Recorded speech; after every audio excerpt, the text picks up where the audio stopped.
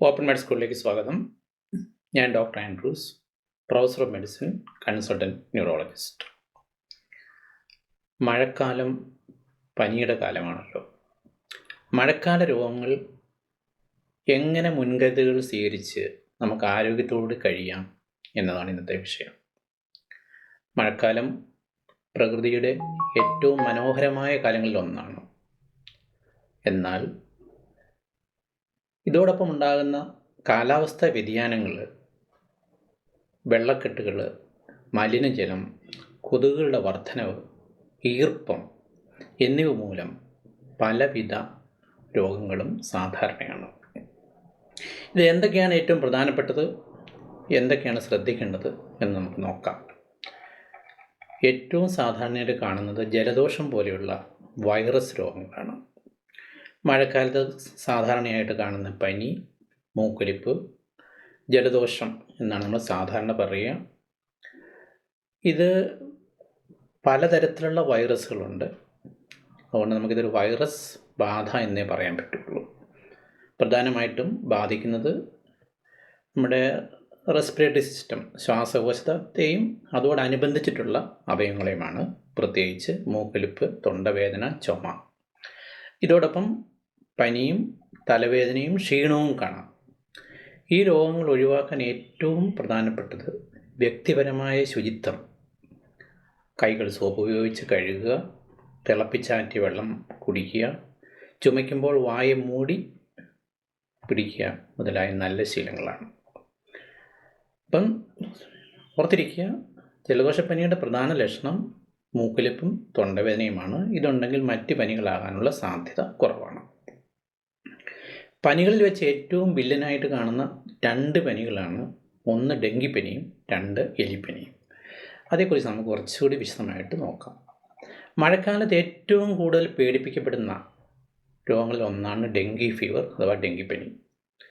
വെള്ളം കെട്ടിക്കിടക്കുന്ന സ്ഥലങ്ങളിൽ വളരുന്ന കൊതുകുകൾ പ്രധാനമായും ഏഡീസ് ഈജിപ്റ്റി എന്ന കൊതുകുകളാണ്.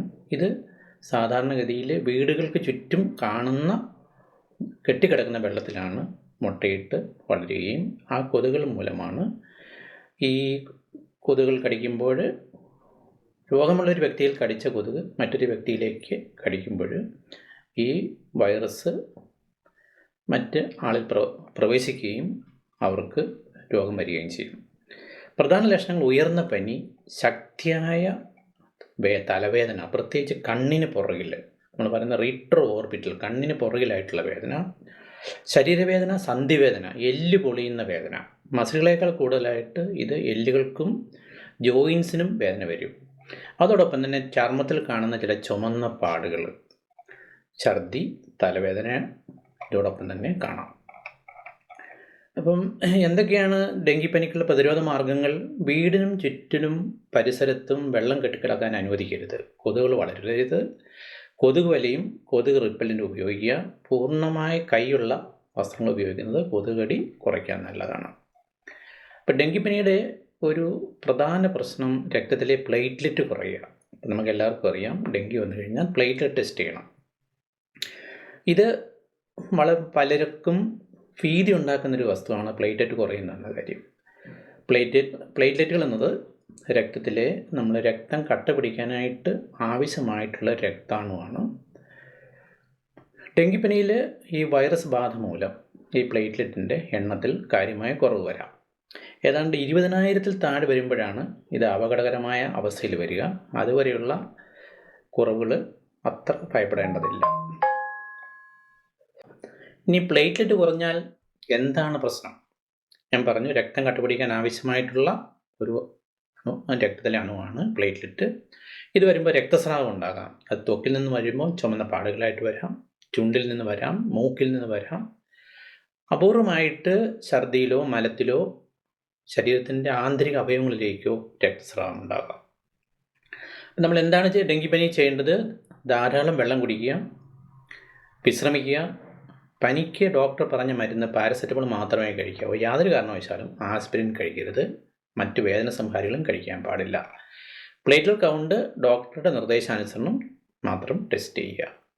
ഈ ഡെങ്കിപ്പനിക്ക് പ്ലേറ്റ്ലെറ്റ് മാത്രമല്ല പ്രധാനപ്പെട്ടത്, ഇതോടുള്ള ചില വാർണിംഗ് സിംറ്റംസ് എന്ന് പറയും. അതായത് അപകടത്തെ വിളിച്ച് കാണിക്കുന്ന ചില സയൻസ് ഉണ്ട്, അല്ലെങ്കിൽ സിംറ്റംസ് ഉണ്ട്, ലക്ഷണങ്ങളുണ്ട്.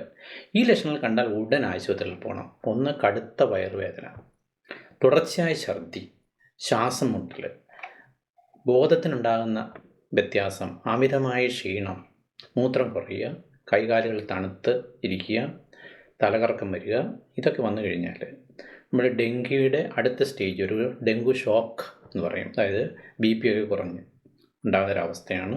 ഇത് വരുന്നതിന് മുമ്പുള്ള ഈ വാർണിംഗ് സിംറ്റംസ് വന്നാൽ ഉടൻ ആശുപത്രിയിൽ പോകണം. ഡെങ്കിപ്പനി പോയാൽ എപ്പോൾ ആശുപത്രിയിൽ പോകണം?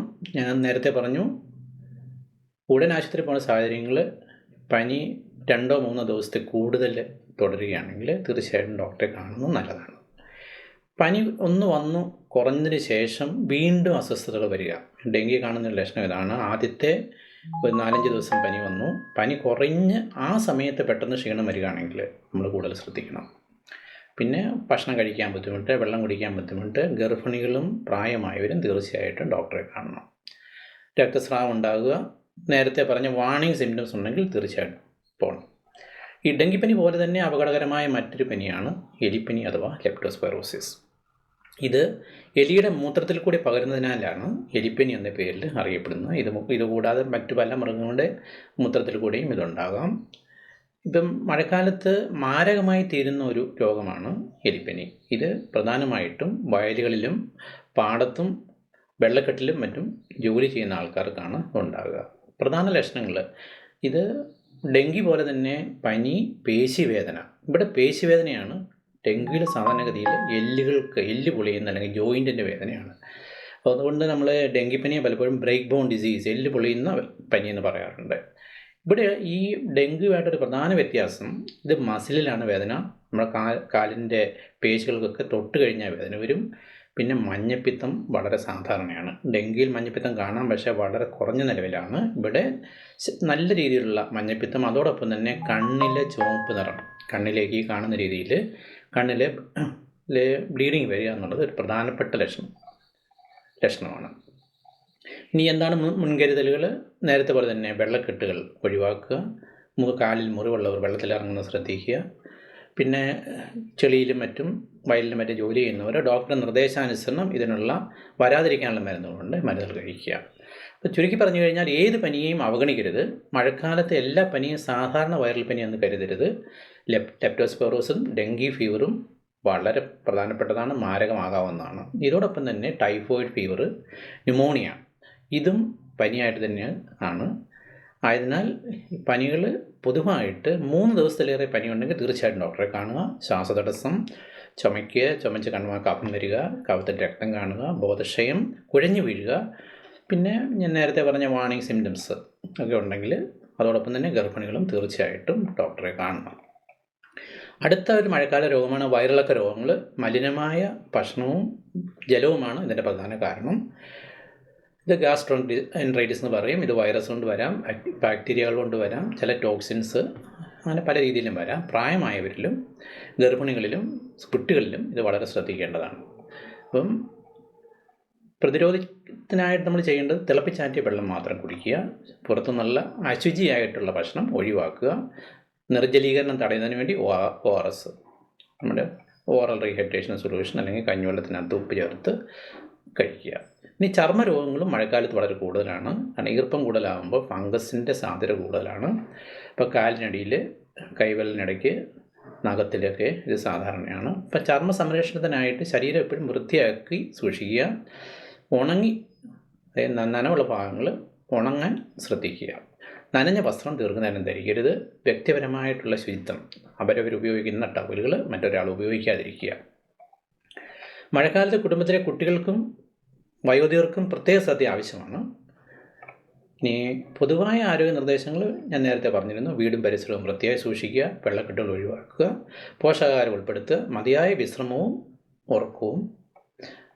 അവസാനമായിട്ട് മഴക്കാല രോഗങ്ങൾ ചികിത്സിക്കുന്നതിനേക്കാൾ പ്രതിരോധിക്കുന്നതാണ് ഏറ്റവും നല്ലത്. ശുചിത്വം പാലിക്കുക, സുരക്ഷിതമായ വെള്ളവും ഭക്ഷണവും ഉപയോഗിക്കുക, കൊതുക് നിയന്ത്രണം ഉറപ്പാക്കുക എന്നിവയിലൂടെ ആരോഗ്യകരമായ മഴക്കാലം നമുക്ക് സ്വന്തമാക്കാം. ശുചിത്വമുണ്ടെങ്കിൽ മഴക്കാല രോഗങ്ങളെ നമുക്ക് അകറ്റി നിർത്താം. Stay tuned. Thank you.